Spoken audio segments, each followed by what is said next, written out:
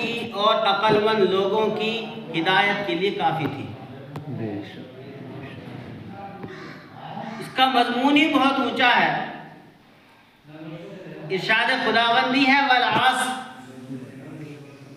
قسم ہے زمانے کی، عصر کہتے ہیں زمانے کو، قسم ہے زمانے کی، انسان انجام کے اعتبار سے بہت ٹوٹے اور خسارے میں ہے۔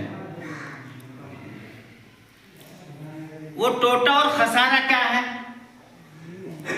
انسان کو دنیا میں بھیجا گیا، پہلے تو اس کو یہاں حرام حلال سے نمٹنا ہے، یہ دیکھنا ہے کون سا کام کرنے کا ہے، کون سا کام نہیں کرنا، کون سی چیز حلال ہے، کون سی چیز حرام ہے۔ سب سے بڑا مسئلہ عبادات بندگی پروردگار عالم کی اختیار کرنی ہے، سردی میں گرمی میں اس کا حکم بجا لانا ہے۔ جیسے آج سردی کا موسم چل رہا ہے، اس وقت مومن بندے کا بڑا امتحان ہے، بہت بڑا امتحان چل رہا ہے۔ اس میں بہت کم لوگ پورے اتر رہے ہیں۔ کوئی صبح میں آ جاتا ہے تو عشاء میں چھٹی، کوئی عشاء میں آ جاتا ہے تو صبح میں چھٹی۔ امتحان میں بہت کم لوگ پورے اتر رہے ہیں، اسی لیے فرمایا والعصر ان الانسان لفی خسر، کہ قسم ہے زمانے کی، انسان انجام کے اعتبار سے بہت اور ٹوٹے اور خسارے میں۔ وہ ٹوٹا خسارہ کیا ہے؟ کہ جس کام کے کرنے کے لیے بھیجا گیا دنیاوی زندگی میں وہ کام نہ کیے، جن کاموں سے روکا گیا، منع کیا گیا دنیاوی زندگی میں، انہی کاموں کو اختیار کر کے دنیا سے گیا۔ اب کیا ہوا؟ سب سے پہلے جان کنی کا مرحلہ، جان کے نکلنے کا مرحلہ آتا ہے کتابوں کے اندر، کہ جب کسی انسان کی روح قبض ہونے کی والی ہوتی ہے تو 500 فرشتے اس کے پاس آتے ہیں۔ اگر نیک بندہ ہوتا ہے تو اس کے پاس بھی 500 فرشتے آتے ہیں، برا بندہ ہوتا ہے تو اس کے پاس بھی 500 فرشتے آتے ہیں۔ میں چونکہ خسارے کی بات کر رہا ہوں، نقصان کی بات کر رہا ہوں، ٹوٹے کی بات کر رہا ہوں، اس لیے میں اس آدمی کا ذکر کر رہا ہوں جو بدکار تھا، جس نے اللہ کی مان کر زندگی نہ گزاری، اپنی منمانی زندگی گزار کر دنیا سے جا رہا۔ تو 500 فرشتے اس حالت میں اس کے پاس آئیں گے کہ ان کی آنکھیں کیری ہوں گی، دانت باہر کو نکلے ہوئے ہوں گے، بال کانٹوں کی طرح کھڑے ہوئے بوسیدہ ہوں گے، کپڑے بھی ان کے سیاہ ہوں گے، اور جہنم کی آگ کا ایک ٹاٹ لے کر آئیں گے جس میں اتنی گرمی اور اتنا تعفن، اتنی بدبو ہوگی کہ اگر دنیا میں اس کو ڈال دیا جائے تو تمام جاندار اس کی بدبو سے ہلاک ہو جائیں۔ ایسا جہنم کا ٹاٹ لے کر آئیں گے اور اس مرنے والے کے سامنے وہ ٹاٹ کریں گے، اس کی بدبو، اس کے تعفن سے اس کی روح اندر گھس جائے گی اور باہر نکلنا نہیں چاہے گی۔ باہر کون سی روح نکلے گی؟ جس نے اچھے کام کیے ہوں، وہ کیونکہ بدکار ہے، اللہ کا نافرمان ہے، فاسق و فاجر ہے، نماز کا چھوڑنے والا ہے، روزوں کا چھوڑنے والا ہے، ماں باپ کا نافرمان ہے، اللہ کی منمانی، اللہ کے احکام کی پیروی نہ کرنے والا ہے، رسول کریم صلی اللہ علیہ وسلم کی طریقوں کے مخالفت کرنے والا ہے، اس لیے اس کی روح نکلنا نہیں چاہ رہی۔ جب فرشتے اس کی روح نکالنا چاہیں گے تو آتا ہے کتابوں کے اندر کہ اگر انسان کے پاس وہ فرشتے موجود نہ ہو تو تلوار لے کر اپنے پاس والوں پر حملہ کرتے ہیں۔ اتنی بری حالت ہوتی ہے اس وقت، اور اس کی روح اتنی زبردستی سے کھینچی جاتی ہے کہ جیسے خاردار جھاڑ کے اور پھر اس کو کھینچا جائے تو اس کا تار پور سب الگ ہو جائے. اسی طریقے سے اس کے جسم کی حالت ہو جاتی ہے جس وقت اس کے جسم سے روح نکالی جاتی ہے. اور کہتے ہیں فرشتے حق کے دشمن چل اپنے اس گھر کی طرف جس کی تو نے تیاری کی ہے. پھر اس کو قبر کے سپرد کر دیا جاتا ہے. پہلا خسارہ پہلا ٹوٹا جاگنی، دوسرا خسارہ دوسرا ٹوٹا قبر. چلو مرنے کے وقت تو رشتہ دار عزیز بیوی بچے پاس بیٹھے ہوئے ہیں، کوئی تھوڑا ڈھارس ہے، کچھ تسلی سی ہے، لیکن اب کون ہے؟ اب قبر کے اندر تو کوئی ہے ہی نہیں. کوئی بیوی نہیں ہے، کوئی بچہ نہیں ہے، باپ نہیں ہے، بیٹا کوئی نہیں ہے، کوئی مونس نہیں، کوئی غمخوار نہیں، کوئی ہمدرد نہیں، کوئی تسلی دینے والا نہیں، کوئی درد کا درما نہیں. اب اکیلے ہی سہنا ہے سب کچھ. فرشتے اس کو اٹھائیں گے اور اٹھا کر کہیں گے من ربو کا، تیرا رب کون ہے؟ اگر رب کے مان کر زندگی گزاری ہوگی تو فوراً کہہ دے گا ربی اللہ، میرا رب اللہ ہے. دوسرا سوال کریں گے ما دینو کا، تو کون سے مذہب پر تھا، تیرا دین کیا ہے، کس پر عمل پیرا دنیا میں رہا. اگر دنیا میں اللہ کی مان کر زندگی گزاری ہو گئی، نبی کریم صلی اللہ علیہ وسلم کے طریقوں کے مطابق زندگی گزاری ہوگی، شریعت کے جائز کو جائز اور ناجائز کو ناجائز سمجھا ہوگا، تو کہے گا دینی اسلام، میرا مذہب اسلام. تیسرا سوال ہوگا نبی کریم صلی اللہ علیہ وسلم کے متعلق سوال کیا جائے گا کہ اس شخص محمد صلی اللہ علیہ وسلم کو جانتا ہے؟ اگر اس نے ان کا کہنا مانا ہوگا دنیاوی زندگی میں تو فوراً کہہ دے گا ہاں یہ حق کے نبی محمد الرسول اللہ صلی اللہ علیہ وسلم ہے. اور اگر ان کے طریقوں کے مطابق زندگی نہ گزاری ہوگی تو کہہ دے گا ہر سوال کے جواب میں یوں کہ ہاں ہاں ہاں ہاں میں نہیں جانتا. ہر سوال کے جواب میں یہی کہتا جائے گا ہاں ہاں میں نہیں جانتا میں نہیں جانتا. تینوں سوالوں میں جب وہ فیل ہو جائے گا تو جہنم کا بستر اس کے نیچے بچھا دیا جائے گا، آگ کا بستر اس کے نیچے بچھا دیا جائے گا اور اس کفن کو جھٹکے کے ساتھ اتار کر پھینک دیا جائے گا دنیا کی کفن. اور دوزخ کی کھڑکی اس کے قبر کے اندر کھول دی جائے گی. وہاں کی ہوائیں، وہاں کا دھواں اس کو برابر لگتا رہے گا اور 70 اژدہے اس کے اوپر مسلط کر دیے جائیں گے جو صبح کی نماز چھوڑنے کی وجہ سے ظہر تک، ظہر کی نماز چھوڑنے کی وجہ سے عصر تک، عصر کی نماز چھوڑنے کی وجہ سے مغرب تک، مغرب کی نماز چھوڑنے کی وجہ سے عشاء تک، اور عشاء کی نماز چھوڑنے کی وجہ سے صبح تک اس کو مارتے رہیں گے. جب ایک مرتبہ وہ اژدہا اس کو ڈنک مارے گا، اپنا پھنا اس کو مارے گا تو وہ 70 گز زمین میں دھس جائے گا. ایسا اس کے ساتھ سلوک ہوگا اور قبر اس کی اتنی تنگ کر دی جائے گی، اتنی تنگ کر دی جائے گی کہ دائیں طرف کی پسلیاں بائیں طرف کی پسلیوں میں گھس جائیں گی.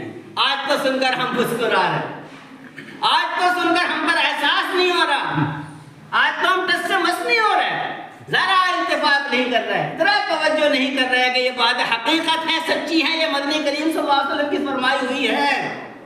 جن سے بڑا سچا دنیا میں کوئی آیا نہ آئے گا. اس صادق اور امین جن کو نبوت سے پہلے ہی مکہ والے صادق اور امین کہتے تھے، اس صادق اور امین کا فرمان ہے کہ قبر اس قدر تنگ کر دی جائے گی کہ بائیں طرف کی پسلیاں دائیں طرف میں اور دائیں طرف کی پسلیاں بائیں طرف کی پسلیوں میں گھس جائیں اور کہا جائے گا قیامت تک اسی حالت میں رہو، قیامت تک اسی عذاب کے اندر رہے گا. دوسری گھاٹی یہ ہوئی، دوسرا خسارہ یہ ہوا، دوسرا نقصان، دوسرا ٹوٹا یہ ہوا۔ تیسرا ٹوٹا کون سا ہے؟ حشر۔ حشر جب 50,000 کا ایک دن ہوگا، سمندر ختم، دریا ختم، ندی نالے ختم، پانی کا نام و نشان نہ ہوگا، کوئی نشیب کوئی فراز کچھ نہ ہوگا، اونچائی نیچائی نہ ہوگی، کوئی درخت نہیں ہوگا جس کے سائے میں بیٹھ سکو، اور سورج سوا نیزے پر کر دیا جائے گا۔ آج یہ لاکھوں میل دور سے جب اتنی تپش اتنی گرمی پہنچا رہا ہے، اندازہ لگاؤ جب یہ سر پر آ جائے گا کس طرح کھولتے ہوں گے بیجے ہوئے، کس قدر انسان کا جسم اور اس کا دماغ کھولتا ہوا ہوگا۔ ہر ایک انسان اپنے اعمال کے باوجود پسینے میں غرق ہوگا، کوئی ٹخنوں تک ہوگا، کوئی گھٹنوں تک ہوگا، کوئی زانوں تک ہوگا، کوئی پیٹ تک ہوگا، کوئی سینے تک ہوگا، اور بعض کو لگام کی طرح منہ تک پسینہ آ جائے گا۔ جیسا لگام منہ میں ہوتی ہے اس طریقے سے پسینے کی لگام اس کے منہ تک لگ جائے گی۔ یہ حال ہوگا، یہ تیسری خرابی، تیسرا نقصان ہے۔ اور چوتھا نقصان میزان عمل ہے، جہاں ذرہ ذرہ اعمال کو تولا جائے گا، نیکی اور بدی تولی جائیں گی، ترازو قائم کی جائے گی۔ کیا ہوگا؟ اما من ثقلت موازینہ فہو فی عیشۃ راضیہ واما من خفت موازینہ فامہ ہاویہ وما ادراک ما ہی نار حامیہ۔ جس کی تولے ہلکی ہو جائیں گی، جس کے نیک اعمال اوپر اٹھ جائیں گے، برے اعمال جھک جائیں گے، وہ کہاں جائے گا؟ ہاویہ۔ تو تمہیں کیا معلوم ہاویہ کیا ہے؟ دہکتی ہوئی آگ، دہکتی ہوئی آگ میں اس کو ڈالا جائے گا۔ یہ چوتھی خرابی ہوئی، یہ چوتھا نقصان ہوا، یہ چوتھا ٹوٹا ہوا انسان کے لیے۔ اور پانچواں ٹوٹا ہوا پل صراط، جو بال سے زیادہ باریک، تلوار سے زیادہ تیز، 1500 برس کا راستہ، 500 برس چڑھائی، 500 برس پلین اور 500 برس اتار، بال سے زیادہ باریک ہے، اس پر سے ہر نیک و بد کو گزرنا ہوگا۔ جنتی بھی اس پر سے گزریں گے اور دوستی بھی اس پر سے گزریں گے۔ کچھ لوگ کٹ کٹ کر گرتے چلے جائیں گے، کچھ لوگ گرتے پڑتے کسی طرح پار ہو جائیں گے، اور کچھ لوگ بجلی کی سرعت کی طرح سے اس پر سے گزر جائیں گے۔ یہ پانچواں خسارہ ہوا، پانچواں نقصان ہوا۔ چھٹا نقصان اللہ کی ناراضی، اللہ اس سے بات نہیں کرے گا، اللہ اس کی طرف توجہ نہیں کرے گا۔ اور ساتواں نقصان دوزخ کی نظر کر دیا جائے گا۔ یہ ٹوٹا اور خسارہ اس سورت کے اندر بیان فرمایا۔ والعصر ان الانسان لفی خسر الا الذین، والعصر ان الانسان لفی خسر، قسم ہے زمانے کی، انسان انجام کے اعتبار سے ٹوٹے اور خسارے میں ہے، لیکن بچے گا کون؟ پروردگار عالم نے بچنے کا راستہ بتا دیا، ان گھاٹیوں سے نکلنے کا راستہ بتا دیا، ان عواقب سے انسان کو بچ کر چلنے کا راستہ بتا دیا، ان چیزوں سے بچنے کا راستہ بتا دیا۔ وہ کون سا راستہ؟ الا الذین آمنوا، مگر جو لوگ ایمان لائے۔ اب خالی ایمان سے کام نہ چلا، الا الذین آمنوا، مگر جو لوگ ایمان لائے، کلمہ تو پڑھ لیا لا الہ الا اللہ محمد رسول اللہ، کام اس سے چل جاتا تو ہر جگہ وَعَمِلُوا الصَّالِحَاتِ کی قید نہ لگتی۔ مگر جو لوگ ایمان لائے وَعَمِلُوا الصَّالِحَاتِ، اور نیک اعمال اختیار کیے۔ دو باتیں ہوئیں، نیک عمل اور ایمان۔ تیسری بات وَتَوَاصَوْا بِالْحَقِّ، اور حق پر خود بھی قائم رہے، دوسروں کو بھی حق پر رہنے کی فہمائش اور تائید اور تاکید کرتے رہے۔ وَتَوَاصَوْا بِالصَّبْرِ، خود بھی مصائب پر صبر کرتے رہے، دوسروں دوسروں کو بھی صبر کی تلقین اور تعلیم دیتے رہے۔ یہ 4 باتیں ہیں، جو ان 4 باتوں پر عمل پیرا ہو گیا انشاءاللہ اس کی دنیا بھی بن جائے گی اور آخرت بھی بن جائے گی۔ کون سی باتیں؟ نمبر 1 ایمان باللہ، اللہ پر ایمان، رسولوں پر ایمان۔ نمبر 2 نیک اعمال، ضروری ہے بھائی، کام نہیں چلے گا بغیر نیک اعمال کے، خالی لا الہ الا اللہ محمد رسول اللہ سے کام نہیں چلے گا۔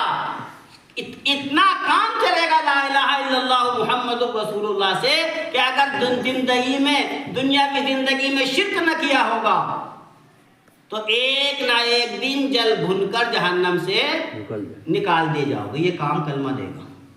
لیکن اگر جہنم سے بالکل لیا بچنا چاہتے ہو، جہنم میں جانے سے بچنا چاہتے ہو، اللہ تم کو جہنم سے دور رکھے یہ چاہتے ہو، تو پھر ان 4 باتوں کو اختیار کرنا ضروری ہے۔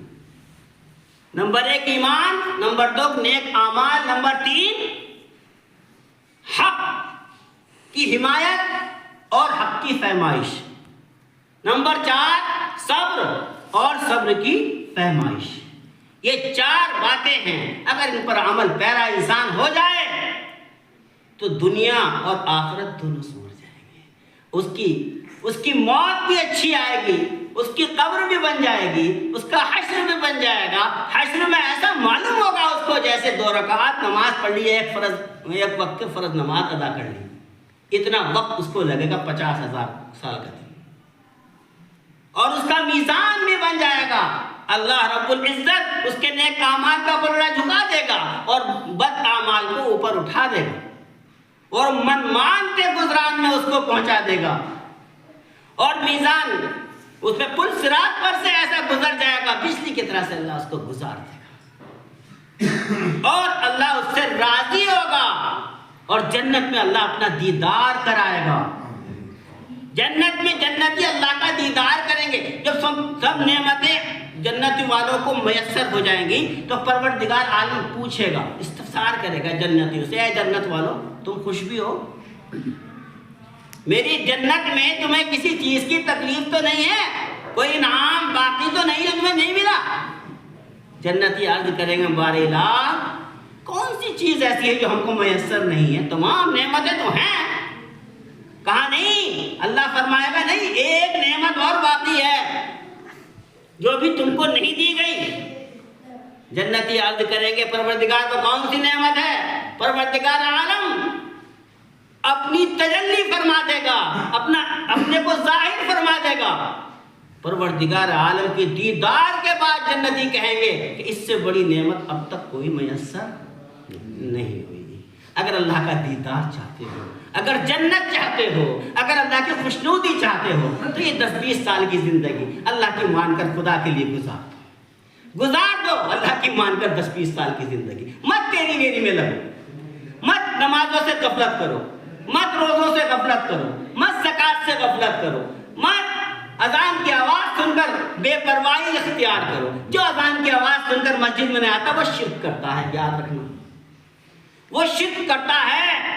جب صبح کو اذان کی آواز انسان بستر پر پڑا سن رہا ہے اور وہ بجائے مسجد میں آنے کے کروٹ بدل کر سو رہا ہے تو اس نے شرک کیا اللہ کے ساتھ۔